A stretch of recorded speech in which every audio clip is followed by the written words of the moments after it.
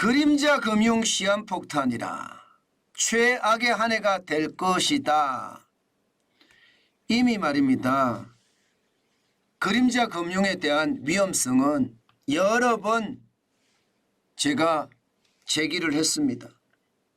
그런데 그림자 금융 중에 말입니다. 부동산 그림자 금융. 와, 이거 예상했던 것보다가 훨씬 충격적입니다. 여러분 이 지표 한번 보세요. 6년새입니다. 부동산 그림자 금융 증가율 엄청나죠. 132.9%나 늘어났습니다. 2.3배가 늘어났다는 뜻이에요. 2.3배. 그림자 금융이면 빌려준 돈이라는 뜻이잖아요. 그러면 돈을 빌린 사람이 2.3배가 늘어났다는 이야기니까 이거 저는 언제든 터질 수 있는 시한폭탄, 최악의 한 해가 될 것이라는 그 진단, 저는 틀리지 않는다고 생각을 합니다. 엄청나게 늘어났으니까요. 금액적으로 보실래요? 지금 보시면 그래프가 솔직히 조금 무섭습니다. 지금 그래프가 2017년에서부터 2023년까지 부동산 그림자 금융에 대한 이야기를 쭉 나열시켜 놨거든요. 그림자 금융이라는 게 간단하게 생각하면 됩니다. 비금융권 기관에서 부동산에 대출해 준 총액을 말합니다. 뭐 프로젝트 파이낸싱이라고 하는 PF 대출도 있죠. 또 보증도 있습니다. 또 PF 유동화 정권도 있습니다. 뭐 ABCP 같은 거 있잖아요. 예, PF 유동화 정권도 있고요. 부동산 신탁도 있고 부동산 펀드도 있고 특별자산 펀드도 있습니다. 이 모든 것을 그림자 금융이라고 하는데 이 그림자 금융이 6년 사이에 132.9%가 늘어났습니다. 2017년에 397조 6천억 원이었거든요. 2023년에는 926조 2천억 원입니다. 엄청나게 늘었죠. 6년 새에 132.9%가 늘었습니다.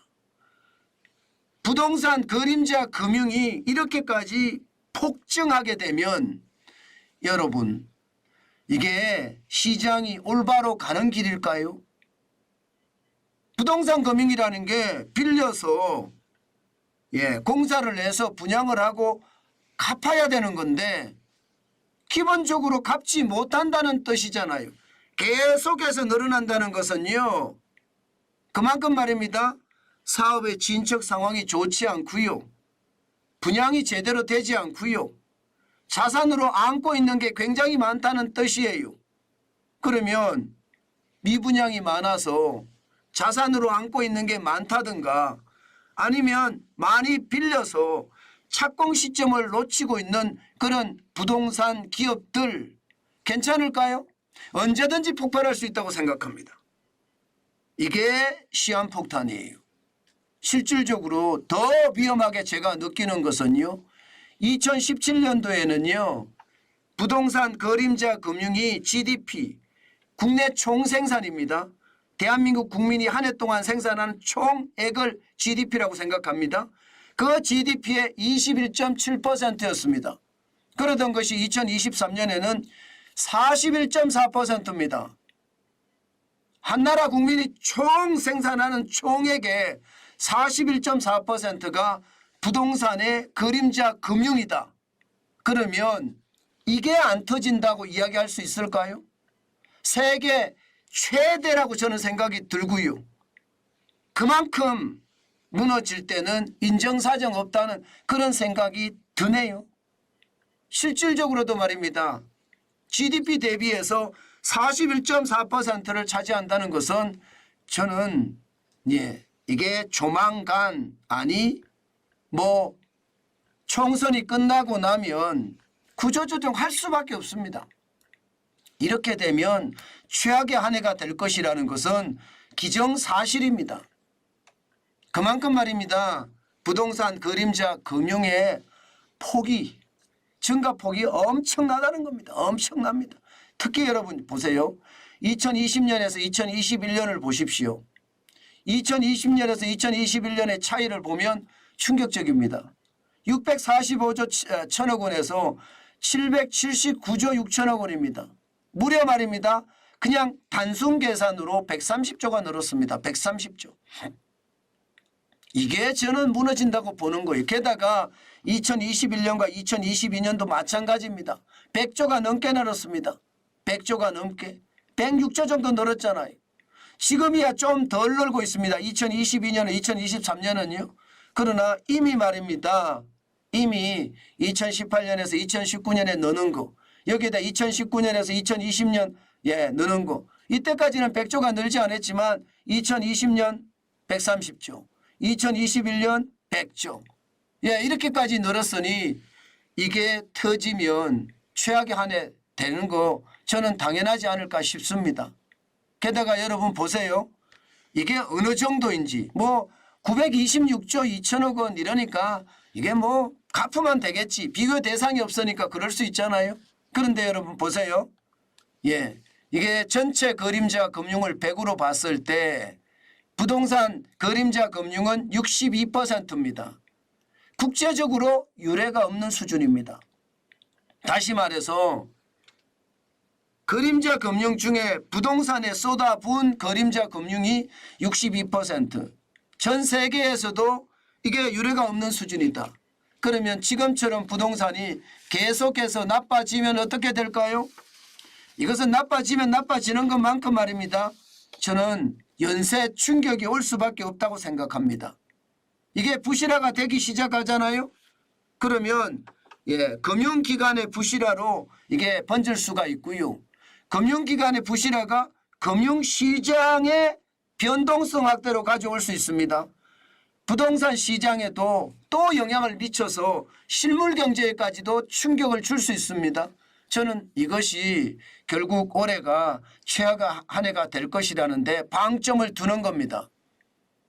여러분 분명히 말입니다. 부동산의 그림자 금융이 당연히 말입니다. 손실이 나기 시작하잖아요.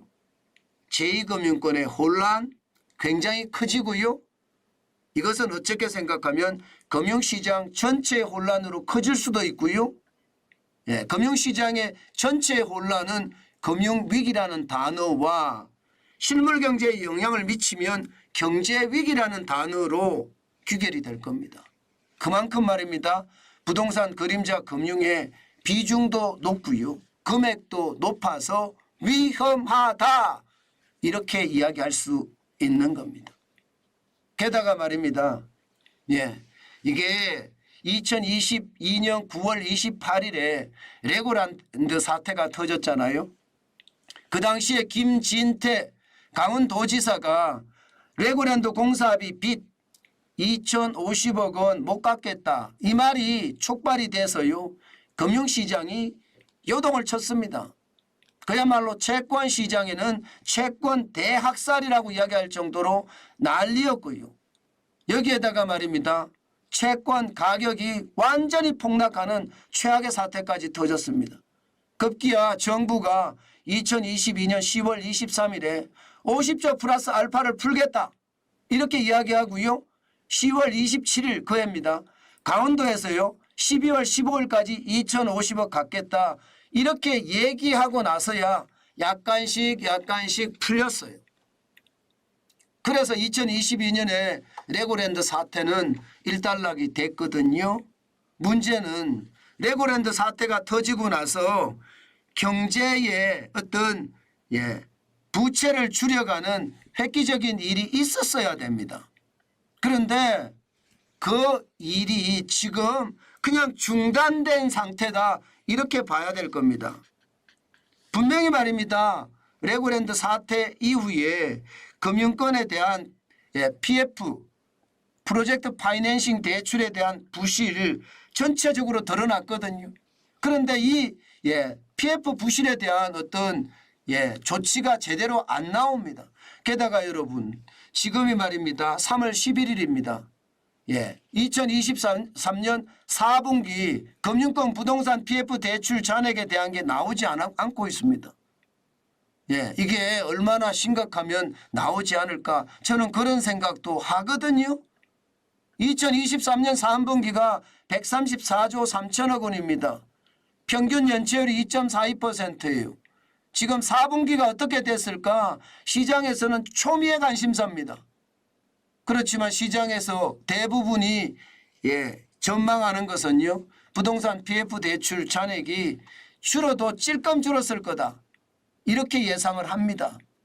그러면 여러분 부동산 PF 대출의 잔액 이렇게 찔끔 줄으면 시장이 좋을 때는 문제가 없지만 부동산의 시장이 그렇게 좋지가 않잖아요. 그러면 최악의 상태 저는 갈 수 있다고 생각해요. 레고랜드 사태가 터졌는데도 쉽게 말하면 부동산 분야의 대출을 줄이기를 제대로 안 했다는 뜻입니다. 자, 이런 상태에서 여러분 미분양까지 터지면 어떻게 될까요? 지금 2024년 1월 현재 미분양이 늘어났습니다. 63,755가구로 늘어났습니다. 63,755가구로.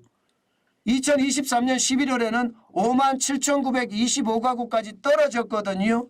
그런데 2024년 1월에 다시 늘어나기 시작했습니다. 이거는 미분양 위험 수위라고 이야기하는 62,000가구보다도 높습니다.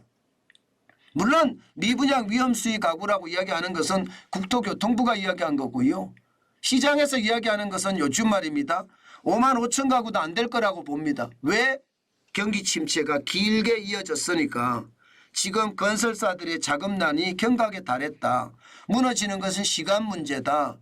여기에 63,755가구가 묶여 있으니 건설사는 자금이 돌지 않고 자금이 돌지 않으니까 무너지는 것 시간 문제라고 이야기합니다. 게다가 최악의 미분양이라고 이야기하는 준공후 미분양. 이게 악성 미분양 중에 하나거든요. 다 지어놨는데 안 팔린다는 뜻이에요. 1년 만에 말입니다. 여러분 50.6%가 늘어났습니다. 50.6%. 2023년 1월에 7,546가구였는데요. 2024년 1월에는 만입니다. 11,363가구 50.6% 늘어났습니다. 그야말로 3,817가구가 늘어났다는 뜻이에요. 그러면 여러분 돈을 다 지어놨으면 나는 다 들어갔어요. 그러면 빨리 분양을 해서 회수를 해야 돼요. 그래야지 말입니다. 부동산 금융을 갚을 수가 있거든요. 부동산 금융을 못 갚으면 어떻게 될까요?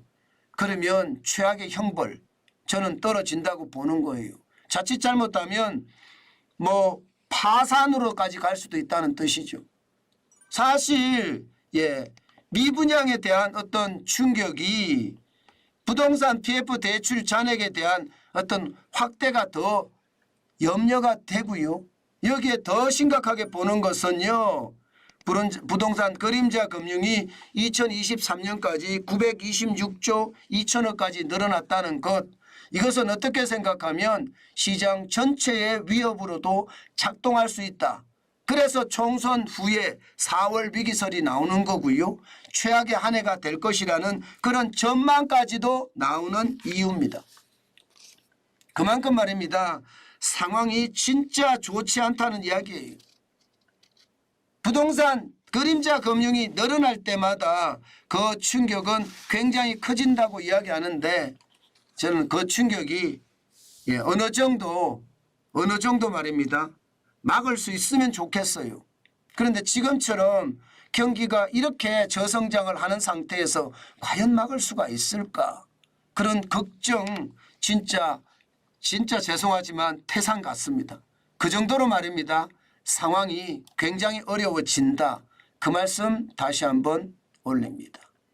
제가 여러분들에게 그런 말씀을 드리잖아요.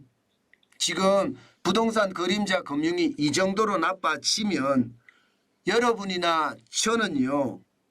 현금을 쌓아놓고 준비해 가는 겁니다. 분명히 최악의 상황이 터질 수도 있다고 저는 보거든요. 그렇기 때문에 현금이 있으면요. 그 최악의 상황에 대비하는 것은 당연하고요. 또 부자가 될 수 있는 지름길이다. 저는 그런 생각도 합니다. 제가 요즘 임장하시라. 그리고 시가에 비해서 20% 30% 떨어지면 사시라. 이렇게 말씀드린 것도 사실은 같은 맥락입니다. 왜냐하면 부동산 금융의 어떤 실체가 드러나면서 위기의 어떤 상황이 연출이 되면 시값이 떨어지거든요. 그래서 지금은 시가를 주고 사는 거는 그만큼 비싸게 주고 사는 거고요. 금매 그중에서 급금매를 사서 20% 30% 떨어진 수준이면 그렇게 나쁘지 않다. 제가 그렇게 말씀을 드리는 것도 그 이야기고요. 아마 좀 더 기다리면 이게 어떻게 될지 우리가 한번 지켜볼 만합니다. 물론 말입니다. 정부가 아주 잘 대응하면 이게 위기 없이 지나갈 수도 있습니다. 그렇지만 자칫 잘못 대응하면요. 위기는요. 걷잡을 수 없는 위기가 될 수도 있다는 것. 저는 중요하다고 생각을 하고요. 분명한 것은요. 올해가 최악의 한 해가 될 것이다 하는 그런 전망 한 번쯤 우리는 생각해 봐야 되겠다. 그 정도로 말씀을 드리면 될 것 같습니다. 그만큼 상황이 나빠지고 있다 이런 뜻입니다.